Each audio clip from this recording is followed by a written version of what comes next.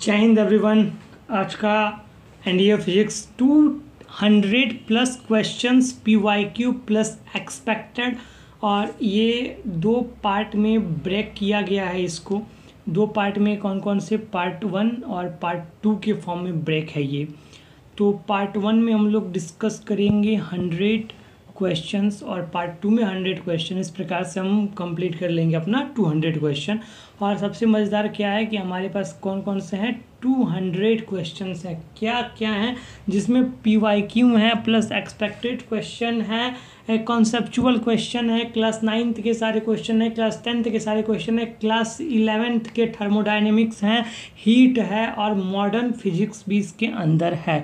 मतलब whole physics included all possible question के साथ ये सेशन है आज का।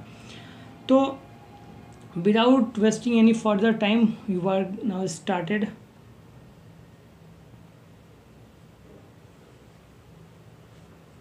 सबसे पहला क्वेश्चन जो कि सबसे इजी क्वेश्चन है, और मैं इस क्वेश्चन का एक फॉर्मूला आपको बता रहा हूँ। ये फॉर्मूला क्यों इतना इम्पोर्टेंट है बता देता हूँ। देखो, फॉर्मूले ने हम सब ने पढ़ा है फार्मूले को एक्चुअली क्लास 9th में। अब हम जब अपने 11th 12th में आए तो हमें ये चीज़ भूल गई, इससे रिश्ता टूट गया। लेकिन यही फार्मूला है जो कि आपको ज़िंदा रखेगा एनडीए के लिए। तो फार्मूला एक्चुअली क्या कहता है, ये कहता है हाफ mv²। सब ने पढ़ा है मास इनटू वेलोसिटी, ये वाली चीज़ें ये।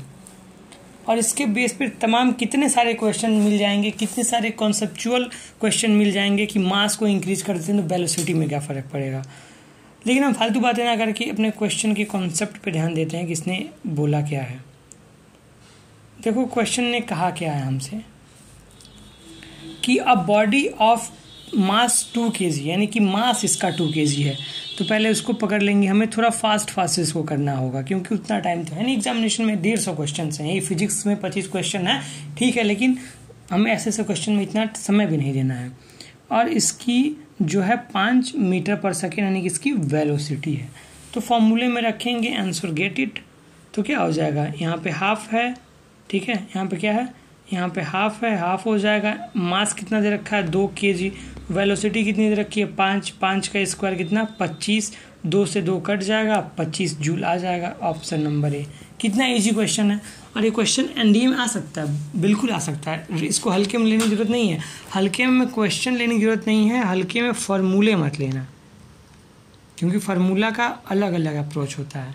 ठीक है, पहला फार्मूला आपके सामने है, नोट कर लेना इसको।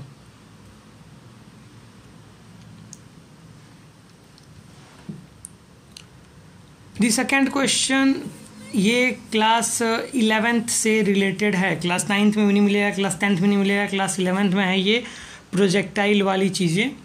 और एनडीए में भी है ये चीज़, पढ़ना ही आपको, क्योंकि एनडीए का आप जब सिलेबस उठा के देखते हैं तो मोशन है, मोशन में उन्होंने ये तो नहीं क्राइटेरिया रखा कि प्रोजेक्टाइल नहीं देंगे, मोशन में जो पॉसिबिलिटीज है सब मिलेगा आपको। तो प्रोजेक्टाइल में एक्चुअली क्या होता है कि यहाँ पे 45 डिग्री दे रखा है। अगर आपने नहीं पढ़ा है तो इस क्वेश्चन से समझने का प्रयास करना। आगे मैंने इतनी अच्छी चीज़ें रखी ना, इतनी प्यारी चीज़ें कि आपको उस चीज़ को अगर आप नोट्स में अपने नोटेड डाउन करते हो तो इतने फ़ायदे होंगे आपको। विथ वेलोसिटी, हमें वेलोसिटी भी दे रखा है। अब इसका कह रहा है हमें मैक्सिमम रेंज कितना होगा। तो देखो, आपको इसके लिए पता होना चाहिए रेंज का फॉर्मूला। रेंज का फॉर्मूला क्या होता है हमें पता है, R=, रेंज का फॉर्मूला क्या होता है, U² sin 2θ/g, ये होता है रेंज का फॉर्मूला। और वही हाइट होता तो यहाँ पर क्या होता है, sin² होता, नीचे 2g होता। तो इस फॉर्मूले का यूज हम करने वाले हैं इस क्वेश्चन के लिए। तो हमें u कितना दे रखा है, मतलब वेलोसिटी वही फाइनेंशियल जो भी हो, हमें दे रखा है 20। तो 20 का स्क्वायर कितना हो जाएगा, 20 का स्क्वायर हो जाएगा 400 पूरे।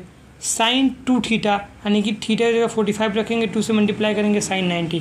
sin 90 की वैल्यू कितनी, sin 90 की वैल्यू 1। और g की वैल्यू कितनी आ जाएगी, तो g की वैल्यू आ जाएगी 9.8। लेकिन हम 9.8 ना लेकर के हम क्या ले लेंगे, हम ले लेंगे 10, क्वेश्चन को आसान करने के लिए। 10 से 10 कट जाएगा, बचा कितना, 40, और 40 मीटर भी हो जाएगा। समझ में आया। हमने u का वैल्यू रखा, यानी कि u कितना था, 20। इस 20 का स्क्वायर कर दिया और हम लोगों ने क्या किया, साइन रखा, साइन में 2 और 45 तो 90 हो गया। जी की वैल्यू पता है 9.8 होता है, हमने अप्रॉक्स मान के 10 कर लिया और हमें कितना आ गया, 14 आ गया। तो क्वेश्चन कुछ नहीं था, मेन था इसका फार्मूला। अगर फार्मूला आता तो 1 लाइनर क्वेश्चन को हम 1 लाइनर में करके रख देते। ठीक है, नेक्स्ट क्वेश्चन।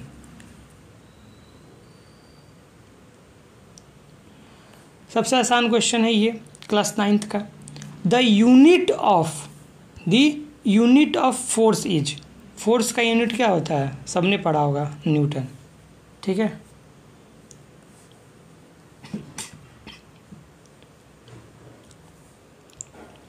एस्केप वेलोसिटी की फॉर्मूला क्या होती है, फार्मूला छोड़िए, एस्केप वेलोसिटी सरफेस के नियरली होगी तो कितनी उसकी स्पीड होती है। आपको पता है कि एस्केप वेलोसिटी इतनी पावरफुल होती है, इसको आप लोग याद रखना चाहिए ये वाली चीज़ें, कि 11.2 किलोमीटर पर सेकेंड। यानी कि अगर एस्केप, जैसे आप इसको कैसे याद रखेंगे कि आपका मन हुआ कि आप अपने दोस्त को ऐसा पंच मारें कि वो एस्केप वेलोसिटी से जाए, तो आपके दोस्त को मारना नहीं, कि आपका दोस्त जो 1 सेकेंड में उसने 11.2 किलोमीटर पर सेकेंड से ट्रैवल करके इतना तेज से जाके गिरेगा, थ्रू किसके, अगर हम एस्केप वेलोसिटी की बात करेंगे तब।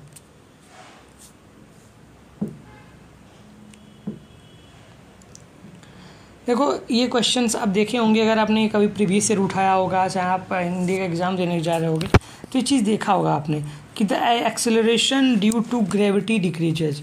जो एक्सेलरेशन होता है ग्रेविटी का, वो कब डिक्रीज करता है, डिक्रीज किसके साथ करता है, हाइट के बढ़ने पर, डेप्थ के बढ़ने पर, रोटेशन के होने पर, या सबके होने पर। तो आप याद रखना कि ग्रेविटी कभी भी घटती कब है, जब आप देखो ऊपर की तरफ जाओगे तो ग्रेविटी घटेगी, नीचे की तरफ जाओगे तो ग्रेविटी घटेगी ही। ठीक है, आप पृथ्वी का चक्कर लगाओगे तो ग्रेविटी घटेगी ही, यानी कि ऑल ऑफ दिस। और ये चीज़ याद रखना कि ऊपर जाने पर ग्रेविटी क्या होती है, घटती है, नीचे आने पर ग्रेविटी क्या होती है, घटती है, रोटेशन करने पर क्या होती है, ग्रेविटी घटती है। आपको ये 2 बात पता होगा, लेकिन ये वाली बात नहीं पता होगी, मुझे पता है। ठीक है, और आगे बताने वाले हैं इक्वेटर पर कितना होगा, पोल पे कितना होगा, उसका एक अलग हम सेशन लेके आएंगे, मज़ा आने वाला उसमें।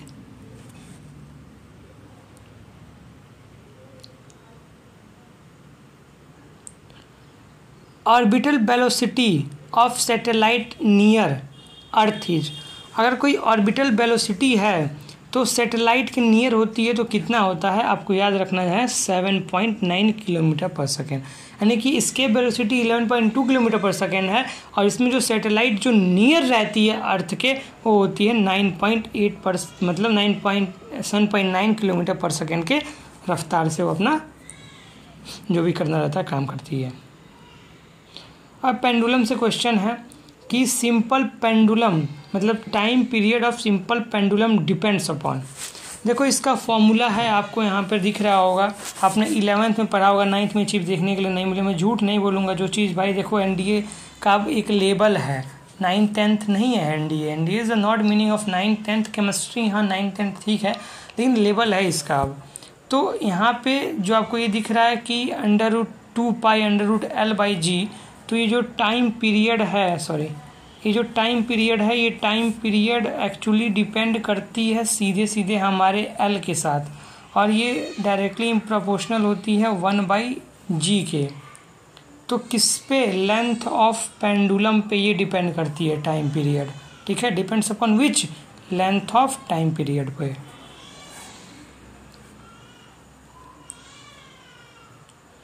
स्पीड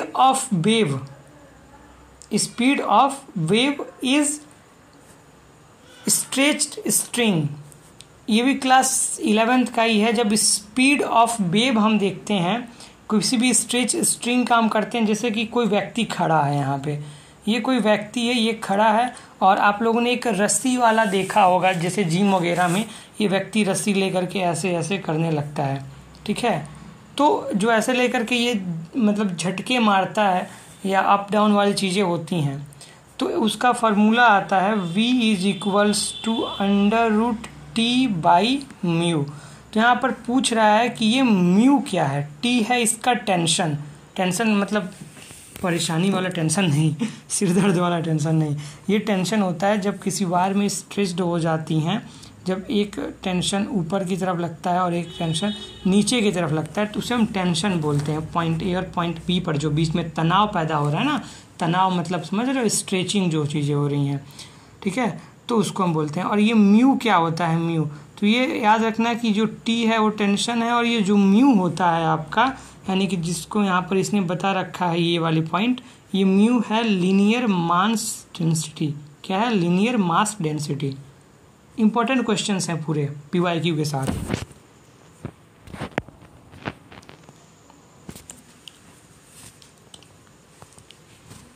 देखो Doppler effect is due to, क्या होता है डॉपलर इफेक्ट। देखो ये आप लोगों ने कभी छत पे अगर बैठे होंगे, मतलब आप कहीं ना कहीं आपको थोड़ा सा ऊंचे पर जाना पड़ता है, या आप एकदम उस सरफेस के पास हो, जैसे कि ये रोड है तो आप इस रोड के पास हो और वहाँ पर थोड़ी सी शांति हो, तो आपको एक चीज़ ऑब्जर्व करने के लिए मिलेगा कि जब गाड़ियाँ आती हैं तो हमारे कान में झन झन झन झन झन झन झन झन जैसी चीज़ें स्टार्ट हो जाती हैं, जैसे कि वाइब्रेशन ही होता है, जूं जूं जैसी चीज़ करके स्टार्ट हो जाती हैं। तो ये एक्चुअली क्या होता है, ये होता है relative motion source of observer, ठीक है, ऐसे साउंड सोर्स मूविंग टुवर्ड, और यहाँ पर एक ऑब्जर्वर है, ये है स्टेशनरी ऑब्जर्वर। इसे हम क्या बोलते हैं, इसे हम बोलते हैं डॉपलर इफेक्ट। तो डॉपलर इफेक्ट एक्चुअली क्या है, ये है relative motion source and observer का, सोर्स एंड ऑब्जर्वर का क्या है, ये डॉपलर इफेक्ट दिखाता है। इंपॉर्टेंट क्वेश्चन है ये।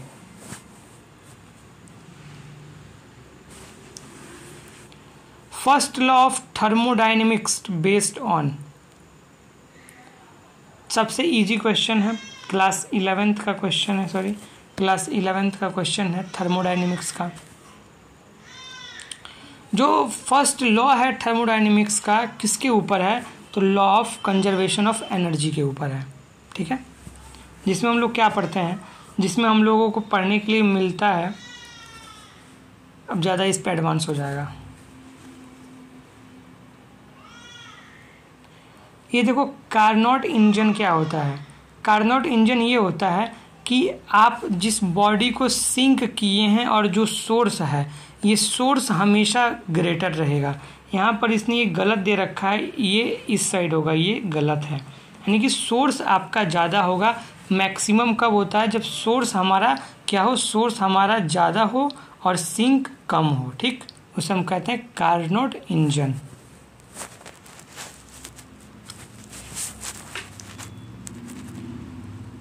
हाँ, in isothermal process, isothermal process में क्या जीरो होता है, तो डेल्टा क्यू हमारा क्या हो जाता है, जीरो हो जाता है आइसोथर्मल प्रोसेस में।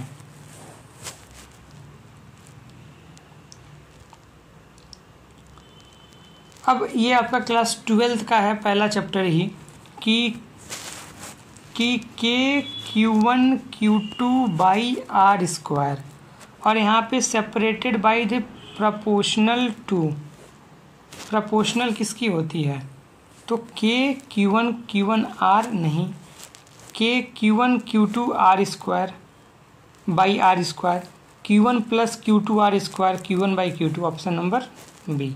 ये आपको फार्मूला सामने रखा हुआ है।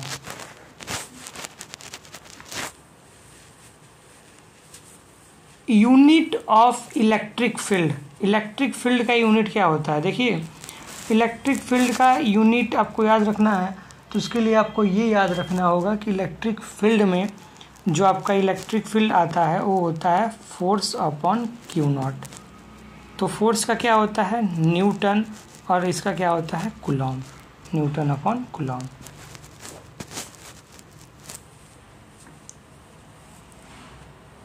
रेजिस्टिविटी डिपेंड्स अपॉन, यहाँ पे आप कंफ्यूज मत होना। देखो मैं दो चीज़ें बता रहा हूँ, एक होता है रेजिस्टेंस,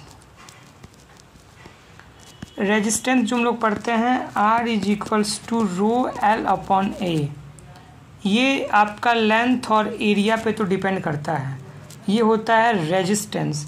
बट यहाँ पे जो पूछा गया है वो पूछा गया है यहाँ पे रेजिस्टिविटी, क्या पूछा गया है यहाँ पे? ये पूछा गया है रेजिस्टिविटी, और जो रेजिस्टिविटी है ये डिपेंड करता है नेचर ऑफ मटेरियल पे, मटेरियल का नेचर कैसा है।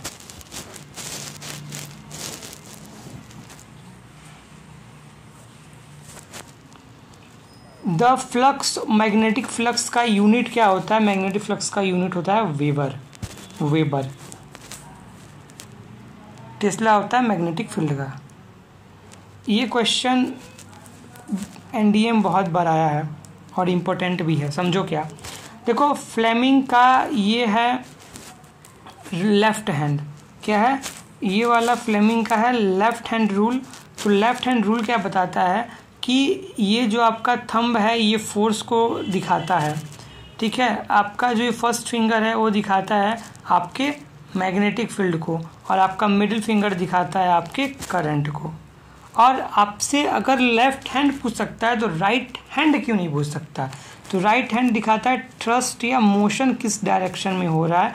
फिर आपका फर्स्ट फिंगर दिखाएगा मैग्नेटिक फील्ड को, सेकेंड फील्ड दिखाएगा करंट को। यानी कि आप एक तरह से कह सकते हैं कि इन दोनों में मैग्नेटिक फील्ड और करंट तो सेम है, मैग्नेटिक फील्ड करंट तो सेम है, बस अंतर है थंब का अंतर है। एक थंब में दिखा रहा है फोर्स और एक थंब में दिखा रहा है मोशन।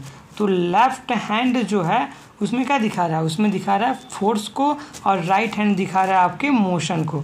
देखिए आपको राइट हैंड से फाइटिंग करनी होती है, राइट हैंड से खाना खाना होता है, और राइट हैंड से लिखना भी होता है। बहुत लोगों का ऐसा होता है, राइट हैंड वाले होते हैं। तो राइट हैंड मोशन वाली चीज़ें हैं, और ये जो है आपका लेफ्ट हैंड वो फोर्स वाली चीज़ें हैं। आप ज़बरदस्ती ही लेफ्ट हैंड से लिखने जाओगे, आपसे कोई कहेगा लिखो नहीं लिखोगे, ये ऐसा वैसा, आप लेफ्ट हैंड से बहुत कम ही खाना खाते होगे। तो फोर्सफुली वाली चीज़ें हो गए, ऐसे आप याद रख सकते हो। बाकी दोनों में तो सेम है, ठीक है। ट्रिक्स भी हो रहे हैं यहाँ पे, वाह वाह। देखो यहाँ पे आ गया कि Lenz law is the based on, ये किस पे होता है? लेंज लॉ ये होता है एनर्जी पे बेस्ड होता है। ये इसका इक्वेशन होता है।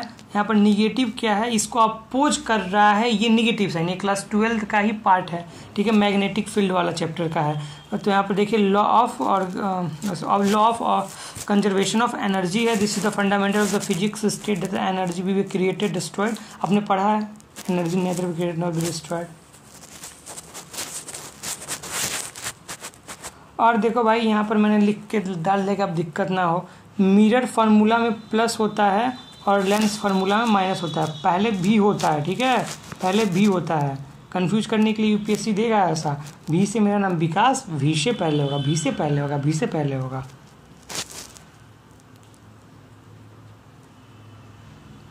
अब देखो ये है ऑप्टिक्स वाला चैप्टर। ऑप्टिक्स वाला चैप्टर तो खैर आसान चीज़ें आएंगी ही, ये वाली चीज़ें भी आ सकती हैं, ठीक है। क्या है कि इन YDSE फ्रिंज विथ में क्या होता है? तो आपको याद रखना है कि इसका आंसर होगा λ/d। कैसे होता है देखो, पहले आपके सामने इसने क्या पूछा, याद करने का तरीका मैं बता देता हूँ। YDSE फ्रिंज विथ ये एक एक्सपेरिमेंट होता है, तो इसमें हमेशा आपको ऐसे कभी नहीं देगा, ये हमेशा ऐसे रहेगा। ये कभी ऐसे आपको नहीं दिखने के लिए मिलेगा एग्ज़ाम में, ये नहीं देखने के लिए मिलेगा, आपको देखने को यही मिलेगा। तो यहाँ से याद रखना कि लैम्डा और कैपिटल D/D, ठीक, लैम्डा कैपिटल D/D। एक क्वेश्चन एक्स्ट्रा मैंने 2 क्वेश्चन डाले हैं यहाँ पे। Angular fringe width given by YDSE। तो एंगुलर जब होता है तो 2 λ/d जब एंगुलर पूछेगा, एंगुलर फ्रिंज विड्थ। और यहाँ पे एक और क्वेश्चन है कि light has which real nature, किस नेचर का होता है लाइट अपने? तो होता है लॉन्गिट्यूडनल नेचर में, ठीक है। किस नेचर में? लॉन्गिट्यूडनल नेचर में। यहाँ पे लैम्डा है वेवलेंथ है, और डी क्या है? सिल्ट सेपरेशन है, जो यहाँ पर सिल्ट लगा होता है एक्सपेरिमेंट के लिए, ठीक है।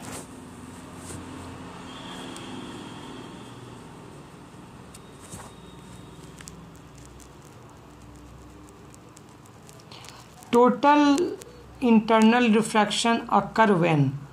देखो टोटल इंटरनल रिफ्रैक्शन कैसे होता है, मैं इसको याद करने का। टोटल इंटरनल रिफ्रैक्शन आपने कभी क्लास 10th में नहीं पढ़ा था, आपने क्लास 12th में ही पढ़ने को मिला। ये एक डायमंड वाला एग्जाम्पल होता है, डायमंड में कैसे टोटल इंटरनल रिफ्रैक्शन होता है उस पर बेस्ड होता है। तो देखो जब हम पढ़ते हैं तो हमें बहुत डर लगता है। ऑप्टिक्स क्लास 12th में भाई 20-20 पन्नों की चल रही NCERT मोटी पूरी भरी पड़ी है, तो दिमाग ख़राब हो जाता है। तो हमें क्या आता है कि इससे हमें लगता है डर। हमें क्या लगता है? डर। तो इंटरनल रिफ्रैक्शन से हमें डर लगता है। ऐसा भी नहीं है थोड़ा ऐसे रखो कि भाई डायमंड है, लोग खा लेंगे मर जाएंगे, तो उससे भी डर है कि खाना भी नहीं है और डायमंड के बारे में पढ़ना भी है। ठीक है, तो डर इससे बना ही रहता है। मतलब देखो डर बनने का तरीका क्या है कि चैप्टर भी डरावना और डायमंड पढ़ना है उसको भी डरावना ही है।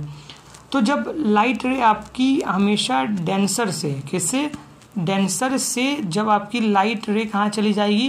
रेयर में, तभी होता है आपका टोटल इंटरनल रिफ्रैक्शन। तो light travels from denser to rare medium, option number ए।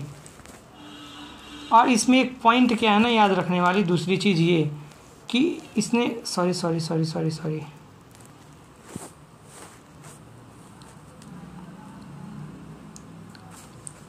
हाँ, कि इसने जो यहाँ पर क्या रखा है कि theta is greater than critical angle, ये पूरा गलत है। जो यहाँ पर एंगल होगा वो क्रिटिकल एंगल से बड़ा होना चाहिए। ठीक है, क्रिटिकल, जैसे एक सिचुएशन था क्रिटिकल, तो क्रिटिकल सिचुएशन है, ख़राब सिचुएशन है, वो तो ठीक है डर बनेगा, लेकिन उससे ज़्यादा मजबूती हमें अपने आप में रखना है ताकि ये चैप्टर ख़त्म कर पाएँ। ऑप्टिक्स क्लास 12 का बहुत ही बेसबल चैप्टर है, मज़ेदार चैप्टर तो है ही, मज़ा आने वाला, वो तो अपनी जगह पे सही है, लेकिन हमें अपने आप को मजबूत रखना है। क्रिटिकल आएगा कंडीशन, लेकिन डर नहीं बनना, अपने आप को मजबूत रखना है।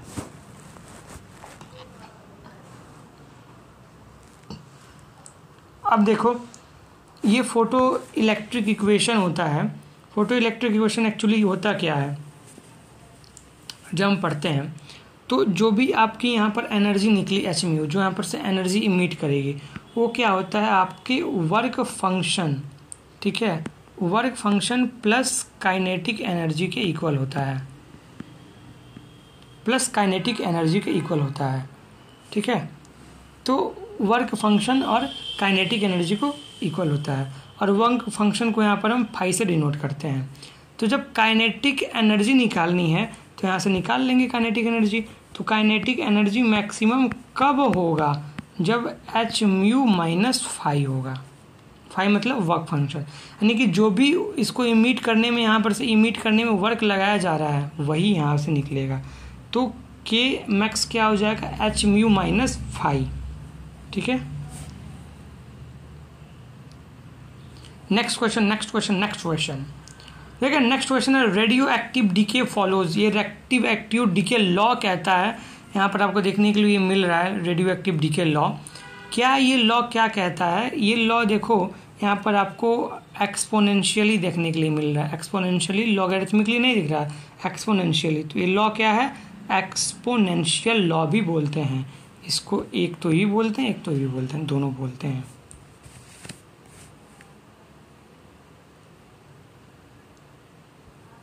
Energy release in nuclear reaction, nuclear reaction में कौन सी एनर्जी निकलती है, किस बेस पे? तो E = mc², फेमस इक्वेशन, किसी भी बुक पर भी देखने के लिए ये चीज़ मिल जाती है, हमेशा देखोगे आप तो देखने को मिलता है E = mc², जहाँ m मास है, c स्पीड ऑफ लाइट है। स्पीड ऑफ लाइट कितना होता है? 3 × 10⁸ मीटर पर सेकेंड। ठीक है, अब देखो यहाँ पर मैंने एक चीज़ एक्स्ट्रा डाला है। एक्स्ट्रा क्या है कि 1 यूनिट इक्वल्स टू 931 मेगा। ठीक है, मेगा इलेक्ट्रॉन वोल्ट। ठीक है, ये याद रखना, ये याद रखना। कैसे याद रखेंगे, हमें तो आता ही नहीं है। 931 931 931 931 931। ठीक है, 2-3 बार बोलोगे याद हो जाएगा। A body of mass 2 kg is moving with velocity 4 metre per second, और काइनेटिक एनर्जी कितना होगा? देखो काइनेटिक एनर्जी से क्वेश्चन फिर आ गया ना। काइनेटिक एनर्जी का क्या हो गया? ½ mv², हाफ लग गया। मास कितना है? 2 kg है। वेलोसिटी कितनी है? वेलोसिटी 4 है, कट गया, कितना आ गया? 4 joule.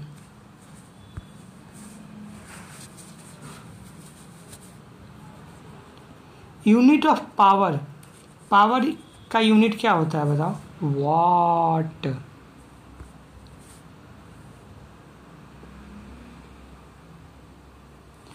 Work done is moving a body against gravity, gravity के अगेंस्ट काम कर रहा है। और वर्क डन, तो वर्क डन हमें पता है ना, वर्क डन क्या होता है, mgh, ठीक है। मास कितना है 10 kg, ग्रेविटेशनल कितना लेंगे हम लोग 9.8 ले सकते हैं यहाँ पे, ठीक है। और यहाँ पे हाइट कितनी है, हाइट है 5 मीटर, ठीक। इसका मल्टीप्लाई करेंगे तो कितना हो जाएगा, ये हो जाएगा 98। 98 में 5 से हम लोग मल्टीप्लाई करेंगे तो कितना हो जाएगा, तो 5 8 जा 14, कैरी 2, और यहाँ पे 45 46 47 हैं, 9 5 जा 45 ना, 47, यानी कि मैच नहीं किया, यानी इसको हम 10 ले लेते हैं, सॉरी, ठीक है। 9.8 नहीं लेके 10 ले लेते हैं क्योंकि कैलकुलेशन आसान रहेगा। तो वर्क डन बराबर क्या पता है, mgh, m कितना है 10 है, g कितना है 10 ले लेंगे, हाइट कितनी है 5 है, 500 जूल आ जाएगा, ठीक है। Option number A.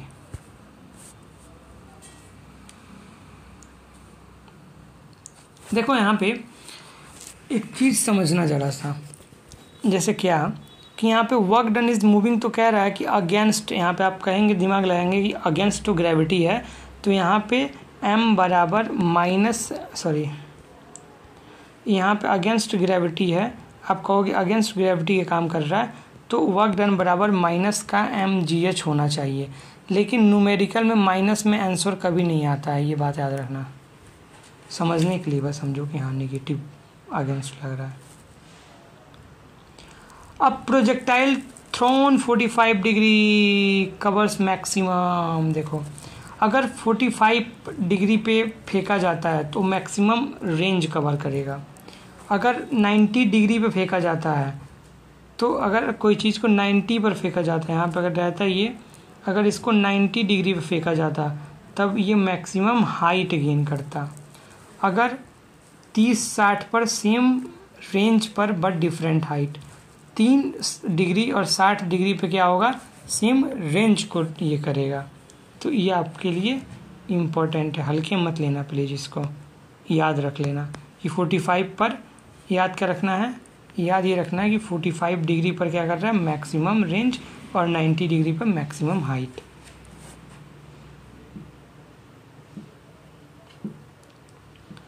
Unit of momentum, momentum का यूनिट क्या होगा हमें पता है, P = m/v।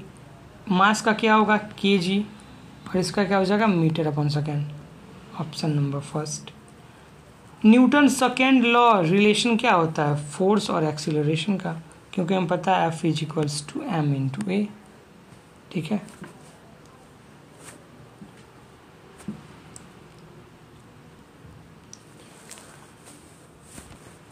देखो यहाँ पे कुछ चीज़ है कि अगर टाइम और वेलोसिटी और टाइम का दे रखा है, वेलोसिटी टाइम ग्राफ है स्लोप के साथ, slope of velocity time graph है, तो वो आपका एक्सीलरेशन होता है। लेकिन यूपीएससी अगर घुमा देकर, तो आप कंफ्यूज मत होना कि slope of VT graph acceleration होता, sorry, area under VT graph के अंदर जो एरिया बनेगा, जैसे कि ये रहा v और ये रहा t, ठीक है। ये वीटी ग्राफ के अंदर जो ये एरिया बनेगा, तो ये एरिया क्या बताएगा, ये डिस्प्लेसमेंट को बताएगा। लेकिन केवल अगर स्लोप बनेगा तो ये बताएगा आपके किसको, ये बताएगा आपके एक्सीलरेशन को। अब यहाँ पे देखो, मैं आपको एक बहुत प्यारी चीज़ बताता हूँ, जब भी ये कभी गलत नहीं होगा, कभी भी कोई वस्तु, कभी भी कोई बॉडी अगर सर्कल में मोशन कर रहा है, ठीक है, क्या कर रहा है, मोशन किस में कर रहा है, मोशन अगर वो कर रहा है सर्कल में, तो हमेशा उसके पास सेंट्रीपिटल फोर्स लगेगा। और सेंट्रीफ्यूगल फोर्स क्या होता है, एक स्यूडो फोर्स, नकली फोर्स, जो हमेशा बस लगता है कि हाँ सेंट्रीफ्यूगल जैसी चीज़ें, लेकिन जब भी सर्कल में कुछ मोशन होगा, ठीक है, यहाँ पे जैसे कि आपको अच्छे से क्लियर होगा कि सेंट्रीपिटल एक रियल है, इनवर्ड है, कीप ऑब्जेक्ट इन सर्कल में, जो चीज़, जितनी भी चीज़ें सर्कल में बोल देगा तो सेंट्रीपिटल लग रहा है। ये एक स्यूडो है, आउटफिट है, फेल्ट, बस हम महसूस होता है कि रोटेटिंग कोई चीज़ कर रहा है। जैसे कि आपने सुना होगा कि रस्सी ले लीजिए, यहाँ पे खड़ा हो जाइए और इसको घुमाइए, तो सेंट्रीफ्यूगल फोर्स है। जैसे कि ये वाला एग्जांपल आप लोगों ने कृष्ण भगवान के बारे में सुना होगा। कृष्ण भगवान की जो माता जी थी उनके लिए माखन निकालती थी, तो माखन निकालने के लिए वो मतलब जो भी पात्र है, जो भी कंटेनर है, उसके अंदर ऐसे ऐसे एंड ऐसे एंड ऐसे करके बना होता है और इसको रोटेट करना रहता है। तो सेंट्रीफ्यूगल है जो एक आउटसाइड से लगता रहता है और घूमता रहता है, माखन निकालना रहता है। लेकिन जो चीज़ सर्कल में कभी भी लगेगा तो सर्कल में हमेशा वैलिड है कौन सा? सेंट्रीपिटल।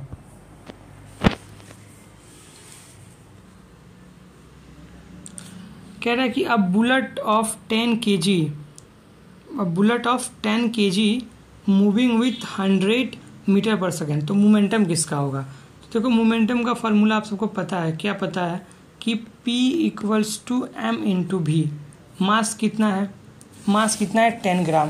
तो इस 10 ग्राम है तो इसको किस में बदल लेंगे? केजी में बदल लेंगे।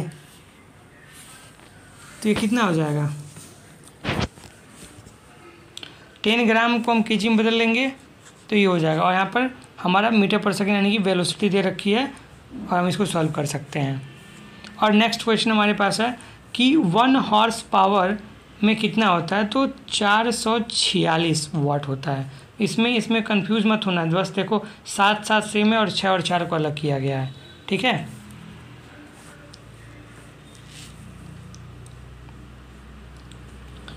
If velocity of body is double kinetic energy become. ठीक है, देखो जो हम लोगों ने पढ़ा अभी, ½ mv² किसके इक्वल होता है? तो काइनेटिक एनर्जी के इक्वल ही होता है। तो जो काइनेटिक एनर्जी है ना, ये डायरेक्टली प्रोपोर्शनल होता है मास के, और ये डायरेक्टली प्रोपोर्शनल होता है आपके वेलोसिटी के स्क्वायर के। तो कोई भी क्वेश्चन पूछेगा तो आप कर सकते हैं ना। अगर मास 2 kg है,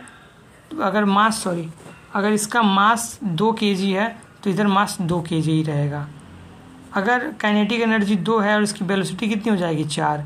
काइनेटिक एनर्जी 3 है तो इसकी वेलोसिटी कितनी हो जाएगी? 9, क्योंकि स्क्वायर है और डायरेक्टली प्रोपोर्शनल है। तो यहाँ पर और मैंने आपके कॉन्सेप्ट को मजबूत करने के लिए कि वेलोसिटी बिकम 2 तो यहाँ पर 4 टाइम्स, काइनेटिक्स बिकम 3 तो यहाँ पर 9 टाइम्स, और ½ तो 1/4। ठीक है। कह रहा है कि पोटेंशियल एनर्जी एट हाइट पर पोटेंशियल एनर्जी कितना होता है? mgh होता है।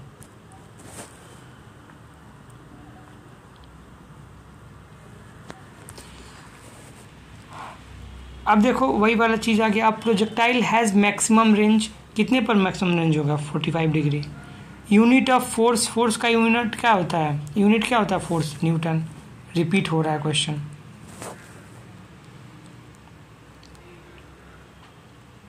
Acceleration due to force F on mass m is.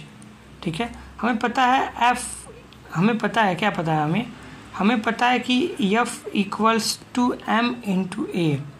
तो एक्सेलरेशन इक्वल्स टू क्या हो जाएगा? F/m। Option number B.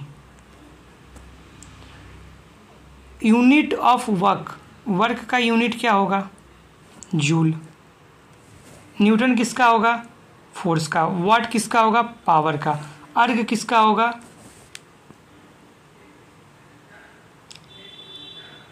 Sorry guys, यहाँ पे जूल जो है ना वो आपका वर्क का नहीं होगा, जूल होता है एनर्जी का। यहाँ पे मैं लिख देता हूँ, देखो जूल किसका होता है? ये होता है एनर्जी का। ये किसका होता है? फोर्स का। ये किसका होता है? पावर का। और ये किसका होगा? तो ये होगा वर्क का। ठीक है।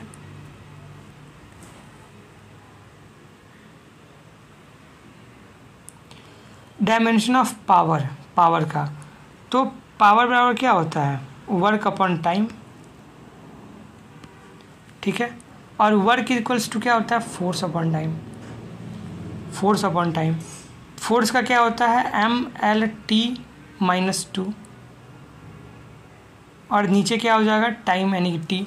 तो टी क्या हो जाएगा? चला जाएगा ऊपर, यानी कि टी की पावर कितनी हो जाएगी तब? 3। और फिर यहाँ पर टी आ गया तो फिर ये 2 ऊपर चला जाएगा। एक सेकेंड, पावर है ना वर्क अपॉन टाइम,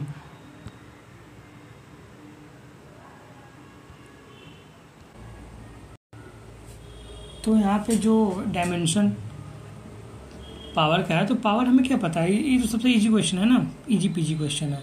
तो पावर इक्वल्स टू क्या हो जाएगा, पावर इज इक्वल्स टू होता है वर्क अपॉन टाइम, और वर्क क्या होता है, वर्क होता है फोर्स इनटू डिस्प्लेसमेंट, ठीक है। तो फोर्स का क्या होता है, यहाँ समझो, फोर्स का क्या होता है, फोर्स का होता है MLT-2, ठीक है, MLT-2, फोर्स का क्या होता है MLT-2, ठीक। और उसके बाद से डिस्प्लेसमेंट है, यानी कि लेंथ ही इंटू L, ठीक। और नीचे क्या हमारे पास, नीचे हो जाएगा टाइम का हो जाएगा T। इसको सॉल्व करेंगे तो मिलेगा ML²T-2, और नीचे का 2 हो जाएगा आके इन्वर्स, तो जैसे ही ये होगा इन्वर्स तो ये हो जाएगा -1, तो हमें क्या मिलेगा last ML²T-3, got it.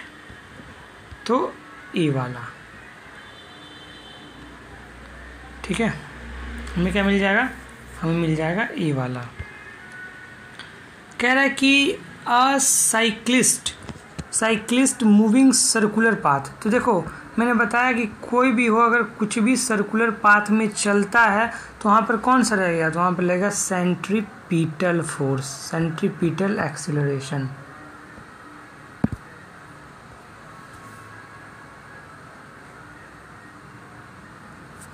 Impulse क्या होता है, इम्पल्स होता है फोर्स इनटू टाइम, ठीक है, फोर्स इनटू टाइम क्या होता है, इम्पल्स होता है force into time.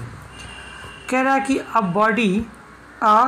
Body falling freely has uniform acceleration, कोई बॉडी फ्री फॉल करती है, जैसे कोई बॉडी है ऊपर से मान लो कि गिरना है, इसको गिर जब आए ऐसे गिर गया, तो ये इसका एक्सेलरेशन क्या है, बिल्कुल फ्री फॉल एक्सेलरेशन होगा।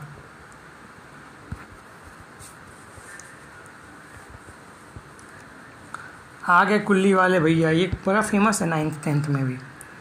Law of conservation of momentum is consequence of, आप क्या बोलोगे, फर्स्ट सेकेंड थर्ड लॉ।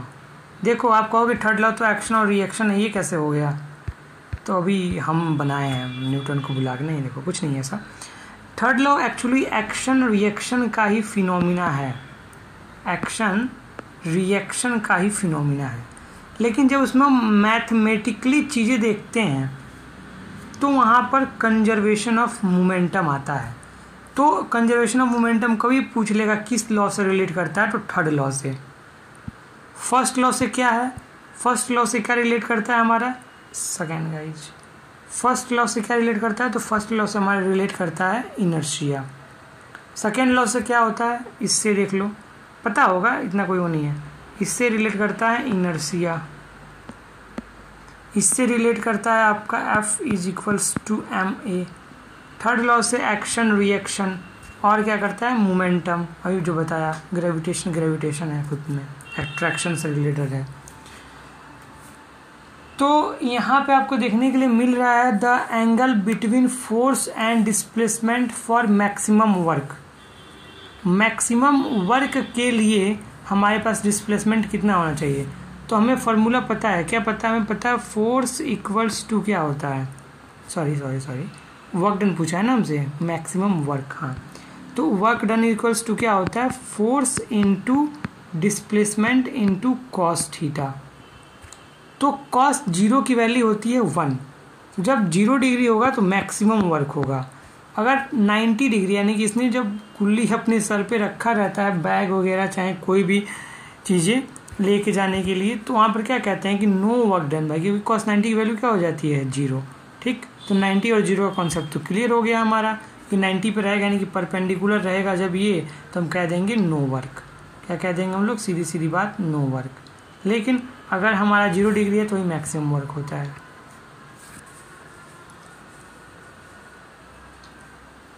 अब देखो यहाँ पे कॉन्सेप्ट और क्लियर करते हैं, work done by uniform circular motion is, work done by uniform circular motion, तो वर्क डन बाय यहाँ पर देख लो क्या फार्मूला होता है, force into displacement into cos theta. अगर कोई यूनिफॉर्म एक्सेलरेशन करता है ठीक है, यूनिफॉर्म एक्सेलरेशन करता है तो क्या होगा हमारे पास वर्क डन, तो हमारा वर्क डन हो जाएगा 0 यूनिफॉर्म एक्सेलरेशन पे। सर इसका मतलब क्या था? यूनिफॉर्म एक्सेलरेशन का मतलब क्या है कि उसकी वैल्यू परपेंडिकुलर है, यूनिफॉर्म काम कर रहा है, और जो कुली है वो सीधे सीधे चल रहा है। सेंट्रीपिटल फोर्स एक्ट कहाँ एक्ट करता है? सेंट्रीपिटल फोर्स टुवर्ड सेंटर, ठीक है, टुवर्ड सेंटर की ओर। यहाँ पर दिख रहा होगा कि जो गाड़ी है, यहाँ पर दिख रहा होगा कि जो गाड़ी है, एक मिनट, जहाँ पर ये कार लगी हुई है ना, यहाँ पे कार, ये कार सेंटर की ओर, ये व्यक्ति बैठे हुए हैं तो क्या है? सेंटर की ओर। सन और जो अर्थ का है सेंट्रीपिटल फोर्स कहाँ खींचता है? उसके सेंटर की ओर। तो दैट्स मीन कि सेंट्रीपिटल फोर्स एक्ट कहाँ करता है? Toward centre.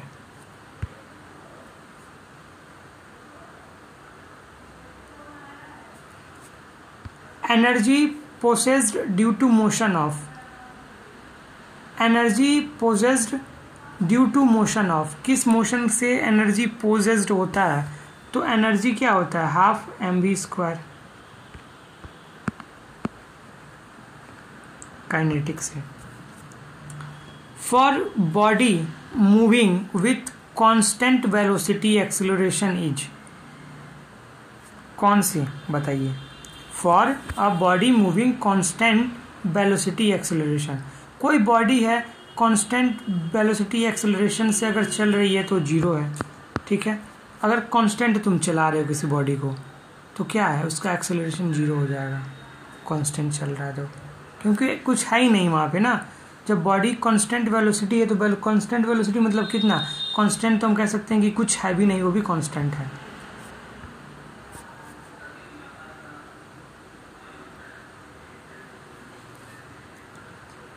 If a body covers equal distance, equal interval time to side B, अगर कोई बॉडी है इक्वल डिस्टेंस को, इक्वल इंटरवल टाइम को कवर करती है तो हम क्या कहते हैं? यूनिफॉर्म मोशन बोलते हैं।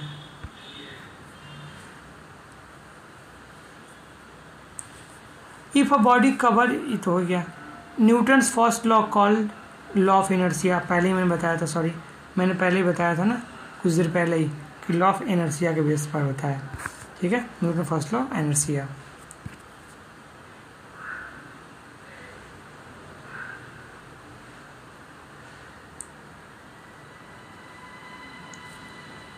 The slope distance time graph given क्या देता है?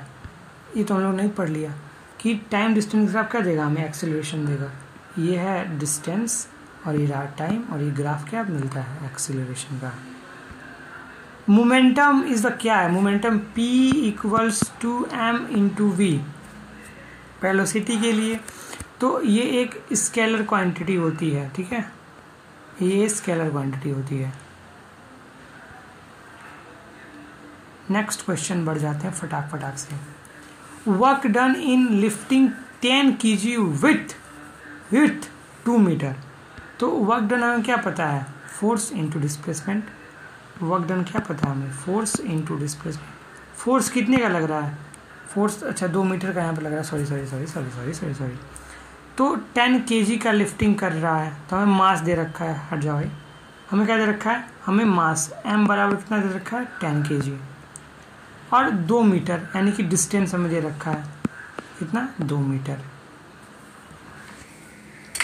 ठीक है। आप यहाँ से वर्क डन पूछ रहा है तो यहाँ से आप निकाल सकते हैं। इजी है कि नहीं ये वाला क्वेश्चन? इसमें तो कुछ दिमाग ही नहीं लगाना है, ठीक है। अब प्रोजेक्टाइल पाथ क्या दिखाता है? कोई प्रोजेक्टाइल पाथ क्या होगा? हमेशा पैराबोलिक। इसके आगे का मैंने रखा हुआ है, कैसे क्या पता करते हैं। टॉर्क का SI यूनिट क्या होता है बच्चिया? देखिए टॉर्क बराबर हम लोग पढ़ते हैं फोर्स इनटू डिस्प्लेसमेंट, ठीक है। टॉर्क क्या होता है? जो फोर्स लग रहा है और डिस्प्लेसमेंट लग रहा है, यानी कि newton into metre. Gravitational force is always attractive force.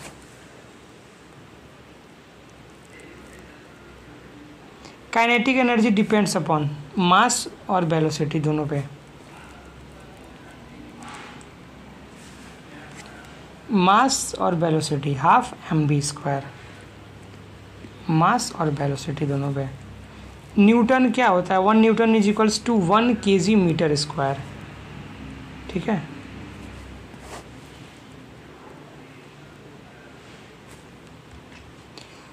A stone thrown vertically upward the zero, देखो किसी भी स्टोन को हम ऊपर की तरफ फेंकते हैं यहाँ पे, तो वो अपने एकदम हाइट पर, मैक्सिमम हाइट पे जा कर के जीरो हो जाता है। क्योंकि देखो क्या हो रहा है कि आप फेंक रहे हो यहाँ से आपने मान लो फेंका, तो ये इतना ऊपर गया, इतना ऊपर गया, गया अपने मैक्सिमम पॉइंट पे जा कर के फिर नीचे आएगा, तो यहीं पर क्या हो जाएगा, जीरो हो जाता है। एवरेज वेलोसिटी स्पीड क्या होता है, ये तो आसान क्वेश्चन है यार, दब दी।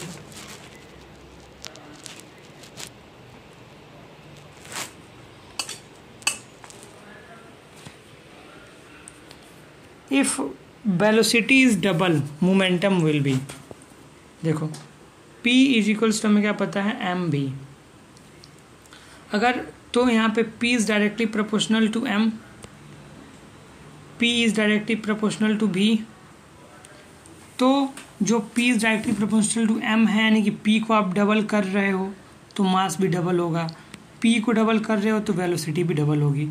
पूछ क्या रहे हो फिर, वेलोसिटी अगर डबल किया तो मोमेंटम क्या होगा, डबल होगा भाई।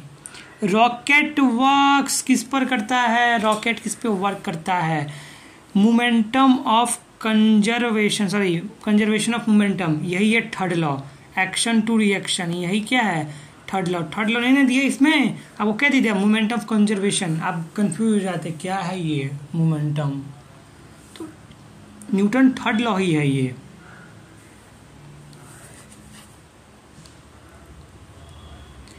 If body moves in a circular path with constant velocity, its acceleration is, अगर बॉडी कांस्टेंट वेलोसिटी के साथ कांस्टेंट स्पीड से कर रहा है तो एक्सेलरेशन क्या होगा, जीरो। एक्सेलरेशन का मतलब क्या है, सीधे चल रहा है, जहाँ आया ये एक्सेलरेशन है, कुछ ना कुछ उसमें आना चाहिए, जंक, पंक, ट्रंक, स्टक। देखो देखो ये वाले याद रखो, वर्क डन बाय फ्रिक्शन, देखो फ्रिक्शन के द्वारा कोई भी काम किया जाता है वो होता है, देखो अगर फ्रिक्शन बाय फ्रिक्शन करेंगे, ठीक है, क्या करेंगे, अगर हम लोग काम करेंगे बाय फ्रिक्शन तो हमेशा होगा निगेटिव, अगर अगेंस्ट फ्रिक्शन करेंगे तो होगा पॉजिटिव, ठीक है, याद रखना।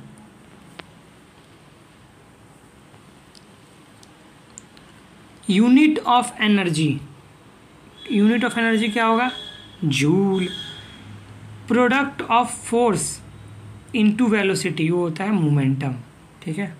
कैसे आपको पता है, देखो हमें पता है यहाँ पे क्या, P is equals to m भी, हमें पता है F is equals to m a, ठीक है। तो यहाँ पर से हम ये कह सकते हैं कि कहीं ना कहीं F इज इक्वल्स टू, मतलब दोनों एक इक्वल होता है यार, इतना टाइम नहीं हम लोग के पास, बहुत से क्वेश्चंस हैं। The value of acceleration due to gravity decreases with height और डेप्थ दोनों से। एस्केप वेलोसिटी क्या होगा,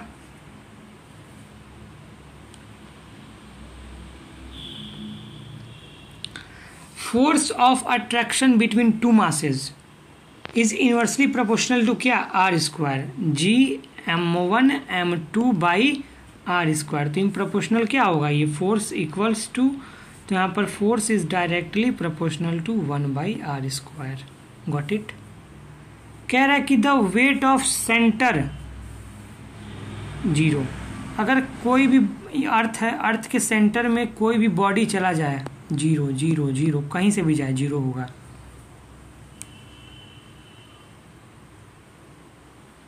If the radius of earth decreases but mass remains same, the value of g, अगर रेडियस ऑफ अर्थ डिक्रीज करता है तो remain same, तो g विल भी क्या होगा, g आपका बढ़ेगा, ठीक है।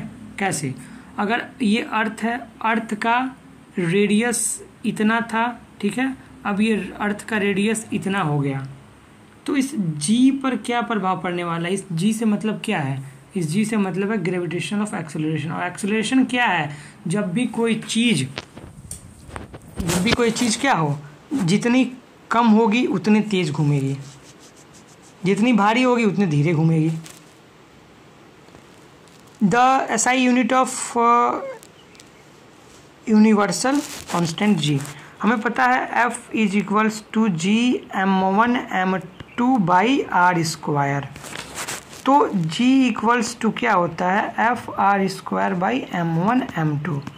तो जिसके लास्ट में kg स्क्वायर दिख जाए, इसके लास्ट में kg स्क्वायर दिख गया, ठीक है, इसके लास्ट में kg स्क्वायर दिख गया, इसके लास्ट में सब में kg, ये kg वाला काट देंगे, ठीक है। अब देखो फोर्स का क्या होगा, newton metre square upon kg square. तो newton metre square kg square ये हो गया। आसान है, इजी है, PG question, easy PG question. ये तुम लोग ने भी कर लिया। Value of G measured by, किसके द्वारा मेजर्ड किया गया था, न्यूटन। नहीं, ये जो मेजर किया गया था जी की वैल्यू फर्स्ट टाइम, वो थे कैवेंडिश। कौन था, कैवेंडिश, ठीक है। जो जी की वैल्यू है, देखो जो जी की वैल्यू है 6.67 इंटू 10 की पावर 11, ठीक है। तो ये वाली वैल्यू मेजर की गई थी किसके द्वारा, तो कैवेंडिश। यहाँ पे ही मतलब समझ लेना कि कैवेंडिश मतलब भाई इनका डिश बना के खा गया था, ठीक है। ये कैवेंडिश हैं,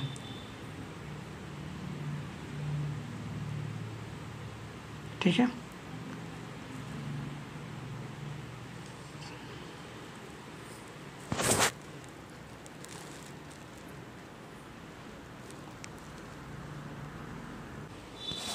अब at poles the value of G, poles पर क्या होगा, वैल्यू ऑफ जी क्या हो जाएगी, मैक्सिमम हो जाएगी। इक्वेटर पे क्या हो जाएगा, कम हो जाएगा।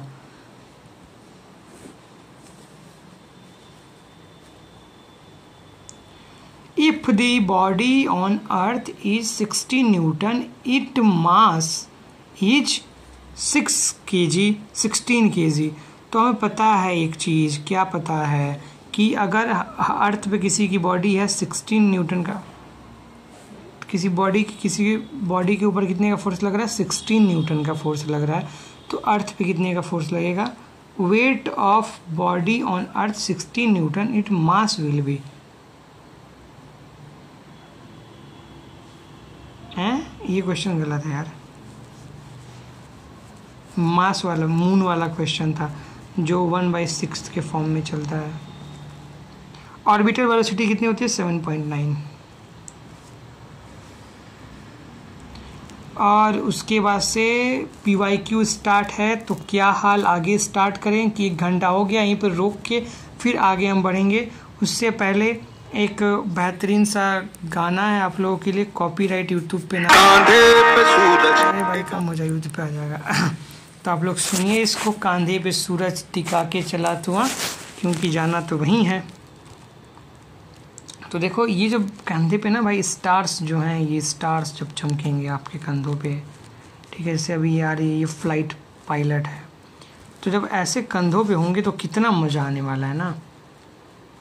मतलब डिफेंस एक ऐसा सेक्टर जिसमें कितना समझो यार मज़ा है, एडवेंचर्स हैं, ठीक है। A smiley face you always alive like a young, ठीक है।